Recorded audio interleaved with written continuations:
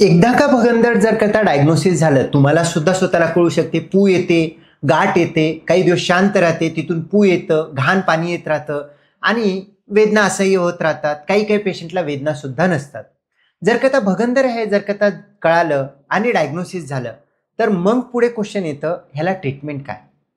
मित्रांनो, ट्रीटमेंटमध्ये सगळ्यात पहिलं आपल्याला समजून घेणं गरजेचं आहे, गोळ्या औषधावरती बरा होणारा आजार नाही. मी अँटीबायोटिक घेतो, भारीचे अँटीबायोटिक घेतो, मी कोणते जडीबुटी घेतो, कोणते बाहेरचे टॅबलेट घेतो, ह्यानं माझं भगंदर सगळं नीट होईल, असं होत नाही. जर करता तुम्हाला आज त्रास झालेला आहे आणि त्रास होत नाही, ह्याचा अर्थ भगंदर गेला असं नाही. तो तिथं आहे आणि उद्याच्याला येणार आहे. फक्त दोन सिम्पटम, दोन वेळा जे काही त्रास होणार आहे, त्या दोन्ही मधला काळ काही लोकांना 2 दिवस असू शकतो, 2 महिने असू शकतो, 2 वर्ष असू शकतो, 20 वर्ष असू शकतो. पण भगंदर स्वतःचा स्वतः जाणारा आजार नाही. ह्याला गोळ्या औषधावरती देखील बरा होणारा आजार नाही. ह्याला सर्जरीच करावं लागतं, तरच हा आजार बरा होऊ शकतो. दुसरा कोणताही पर्याय नाही. फक्त सर्जरी टीबी मध्ये, क्रॉन्स मध्ये वगैरे केलं तर त्याचे वेगळे दुष्परिणाम होतात. त्यामुळे ते रूल आउट करून तुम्हाला ट्रीटमेंट करणं गरजेचं आहे. एखाद्या पेशंटला भगंदर असेल, मी as a expert colorectal surgeon आहे, तर आम्ही काय बघतो, पेशंटला कोणत्या टाईपचं भगंदर आहे, कॉम्प्लेक्स आहे का सिंपल आहे, स्नायू किती इन्व्हॉल्वमेंट आहे आणि त्याला त्रास किती आहे, बाहेर ओपनिंग किती आहेत, किती डीपमध्ये आहे, सर्जरी कोणती त्याला सूट होऊ शकतो, ह्या सगळ्या गोष्टी बघण्याची गरज आहे.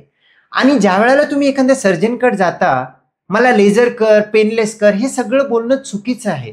भगंदरच्या पेशंटनी दोनच गोष्टी डॉक्टरला बोलायला पाहिजे, डॉक्टर मी तुमच्याकडे आलेला आहे, मला भगंदर आहे आणि ह्या आजाराचं मला विलाज चांगलं करून द्या आणि वापिस होणे ह्याची पूर्ण गॅरंटी घेऊन करून द्या, प्लस माझ्या मोशनच्या कंट्रोलवरती बाधा होऊ नये असं करून द्या. हे तुम्हाला विचारणं गरजेचं आहे. तुम्ही जर का म्हटलं तर पेनलेस आहे का भगंदर, भगंदरच्या सर्जरीमध्ये पेनलेस ट्रीटमेंट अवेलेबल नाही. जर करता तुम्हाला कोणी सांगत असेल की भगंदर पेनलेस करतो, त्याचा अर्थ असा आहे तुम्हाला भगंदर नाहीये किंवा त्या डॉक्टरांना काय ट्रीटमेंट करायचं हे माहिती नाहीये. त्यामुळे कोणीही तुम्हाला पेनलेस भगंदरचं ट्रीटमेंट करतो, लेझर करून देतो म्हणत असेल, त्या डॉक्टरांजवळून पहिलं निघून जा, नाहीतर तुम्ही नंतर फसून बसाल आणि वेगळा प्रॉब्लेम होईल.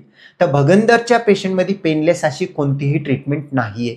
दुसरी गोष्ट, ब्लडलेस आहे का, भगंदरमध्ये ऑपरेशन करावं लागतं. ऑपरेशन म्हटल्यानंतर थोडंफार ब्लिडिंग सर्जरीच्या दरम्यान होऊ शकतो, ते 5-10 ml असू शकतो. सर्जरीच्या नंतर देखील मोशनच्या दरम्यान थोडाफार ब्लिडिंग होऊ शकतं. हिलिंगच्या फेजमध्ये 2-3 आठवडे ते नॉमिनल असतं, जास्त काळजी करण्याची गरज नाही.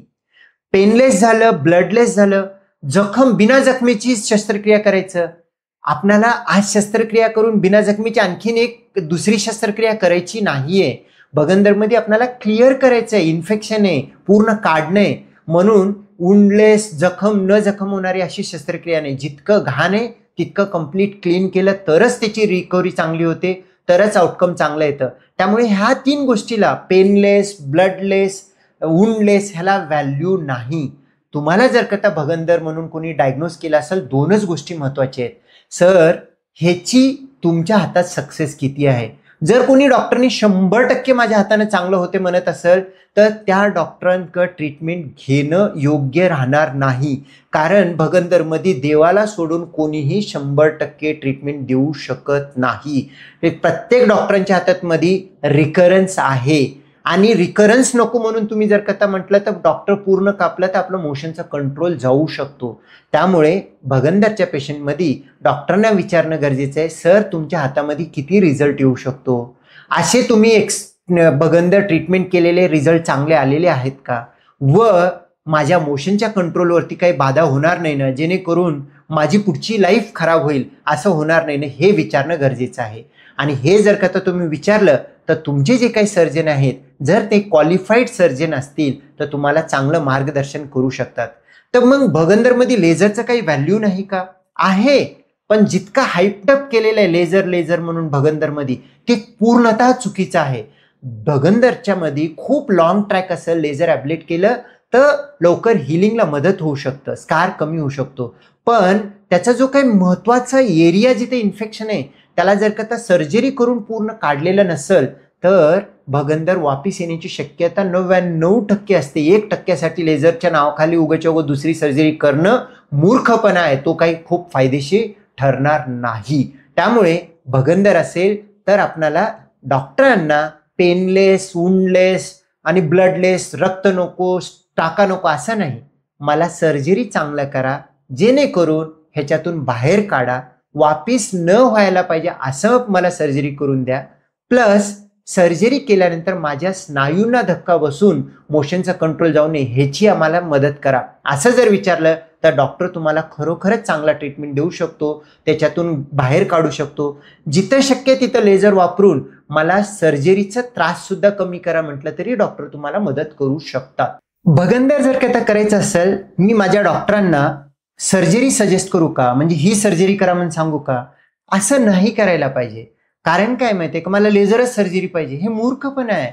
फक्त लेझर जर सर्जरी केलेला असेल तर 90% वापिस भगंदर येऊ शकतो. प्रत्येक सर्जन लेझर सोबत काही ना काही सर्जरी करतो ज्याच्यामध्ये भगंदरचे 3 तुकडे असतात. एक आहे संडासच्या ॲनल कॅनलमध्ये, एक आहे स्नायूमध्ये, एक आहे स्नायूच्या बाहेर. स्नायूच्या बाहेर जे आहे त्याला आपण लेझर ॲब्लेजन वगैरे केलं तर चांगलं आहे, पण तो स्नायूमधलं आहे आणि मोशनच्या साईडला आहे, तिथं जर का प्रॉपर ट्रीटमेंट केलं नाही, लेझर करतो म्हटलं तर भगंदर वापिस येऊ शकतो. वारंवार सर्जरी टेबलवरती जाऊन आणखीन एक शस्त्रक्रिया करायची गरज नाही. त्यामुळे भगंदरमध्ये आपण कोणती सर्जरी पाहिजे हे म्हणण्यापेक्षा माझं स्पिंटर सेव्ह करा, स्नायूला सेव्ह करा. म्हणूनच आम्ही म्हणतो sphincter cutting surgery, sphincter preserving surgery. Sphincter cutting surgery म्हणजे ज्याच्यामध्ये तुम्हाला संडासच्या कंट्रोलला धोका होणार नाही. सिंपल लो लाईन फिस्टुला आहे, त्याच्यामध्ये 100% रिझल्ट येणाऱ्या सर्जरीमध्ये फिस्टुलेक्टॉमी, फिस्टुलॉटॉमी, त्याला स्पिंटर कटिंग सर्जरी म्हणतो. त्याचे रिझल्ट अतिशय चांगले असतात, त्याच्यामध्ये रिकरन्सचे चान्सेस नसतात, मोशनला कंट्रोल होत जाणं काही नसतो, फक्त 8 दिवसाची वेदना सहन करायची गरज असते. तो स्पिंटर कटिंग सर्जरी जिथं गरजेचं आहे तेच ॲक्सेप्टेबल आणि बेस्ट आहे.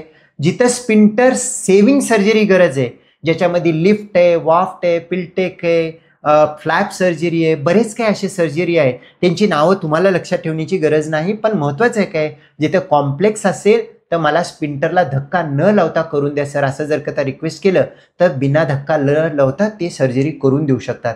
ह्यामुळे आपल्याला रिझल्ट चांगले येऊ शकतात. स्पिंटर प्रिझर्विंग सर्जरी म्हणजे ज्याच्यामध्ये स्नायूला कट न करता, स्नायूला धक्का न देता आम्ही सर्जरी करतो किंवा स्नायू कट करून शिवून घेतो, ह्या सर्जरीला स्पिंटर प्रिझर्विंग सर्जरी म्हणतात. आणि ह्याच्यामध्ये भरपूर गोष्टी आहेत, त्याच्यामध्ये लेझर सुद्धा येतो. पण मित्रांनो, स्पिंटर प्रिझर्विंग सर्जरी केला असं जर डॉक्टरनी तुम्हाला बोललं त्याचा अर्थ तुम्हाला मोशन कंट्रोलवरती प्रॉब्लेम होणार नाही, पण वापिस फिस्टला येण्याची चान्सेस जास्त असतात. आणि हा जो काही डिसिजन आहे हा आपला नसू नये. मी जर पेशंट असेल तर माझ्या सर्जनला हा डिसिजन द्यायला पाहिजे, जेणेकरून आपला सर्जन जो कोणी आहे ज्याच्यावरती आपण विश्वास ठेवतो त्यांना हा डिसिजन घेतलेला असेल तर त्यांना तुम्हाला बरोबर रिझल्ट देऊ शकतो. मित्रांनो, जर का आता सर्जरी झालं तर ह्याच्यामध्ये रिकव्हरी कशी होते, खूप महत्त्वाची गोष्ट आहे. ह्याच्यामध्ये रातोरात सगळी सर्जरी होईल आणि दुसऱ्या दिवशी नॉर्मल लाईफ होईल असं होत नाही.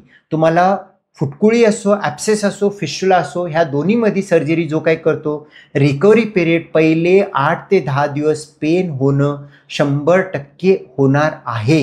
ह्याची तुम्ही मानसिकता रेडी करून ठेवा. कारण काय, ह्याच्यामध्ये तिथलं जो काही अवयव आहेत, ॲनस आहे, खूप सेन्सिटिव्ह आहे. छोटं प्रिक झालं तरी अतिशय वेदना होतात. तिथं सर्जरी करतोय आपण, त्यामुळे वेदना होणार आहेत. आणि मोशनला गेल्यानंतर तिथले स्नायू पूर्ण उघडतात आणि बंद होतात, त्यामुळे वेदना हमखास होतात. तर फिस्टुलाच्या सर्जरीनंतर वेदना होतातच, कमी करण्यासाठी गोळ्या औषध देता येतं, इंजेक्शन देता येतं आणि गुदाशयाच्या तिथं तुम्हाला इन्फिल्ट्रेशन आम्ही देतो, त्यानं कमी करता येऊ शकतो. तरी मित्रांनो, मला फिस्टुला सर्जरी झालेली आहे, मी जेवण नाही करणार असं नाही चालत. फिस्टुलाच्या सर्जरीनंतर तुम्हाला पोट भरून खाणं आहे आणि तुम्हाला जास्तीत जास्त फायबर म्हणजे फळं भाजी जास्तीत जास्त खायचं आहे, पाणी जास्तीत जास्त पियायचं आहे. त्याचसोबत लॅक्सिटिव्ह, आम्ही काही पेशंटला इसबगोल देतो, काही पेशंटला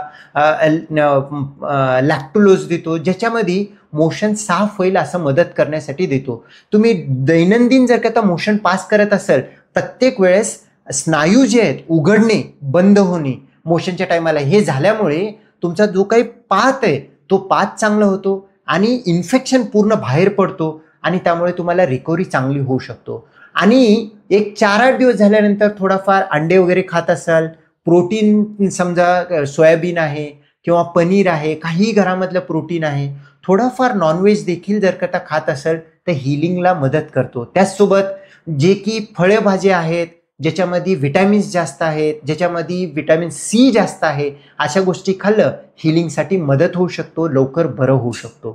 पोस्ट ऑपमध्ये ऑपरेशनच्या नंतर जर का तुम्हाला कॉम्प्लेक्स फिस्टुला असेल तर डॉक्टरांकडे जाऊन किंवा प्रॉपर एक नर्सकडे जे की ट्रेंड असतात त्यांच्याकडे जाऊन तुम्ही वारंवार ड्रेसिंग डेली जर का करत असाल, तुम्ही घरी करणारे चुका समजतात आणि एक वेळ त्यांच्याकडे जाऊन प्रॉपर ड्रेसिंग करून घेतलं तर रिकव्हरीला मदत होऊ शकतो.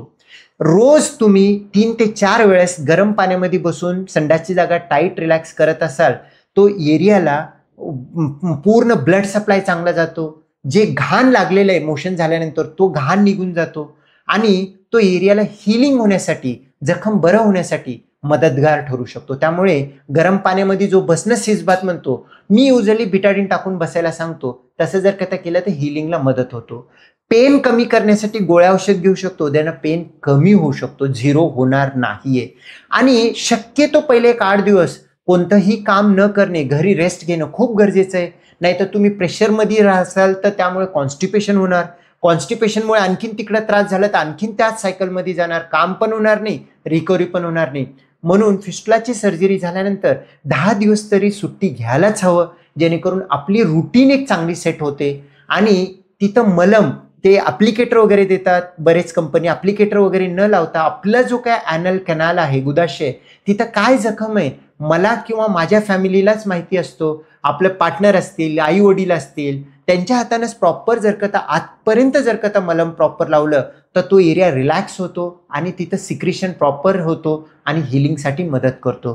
ह्या गोष्टींसोबत रोज जर 3-4 किलोमीटर चाललं तर स्नायू सुद्धा रिलॅक्स होतात, घाण लवकर बाहेर पडतो आणि खड्ड्यामधून ते बाहेरपर्यंत चांगला हील होऊ शकतो. त्यामुळे ह्या सगळ्या गोष्टी तुम्हाला फॉलो करणं गरजेचं आहे.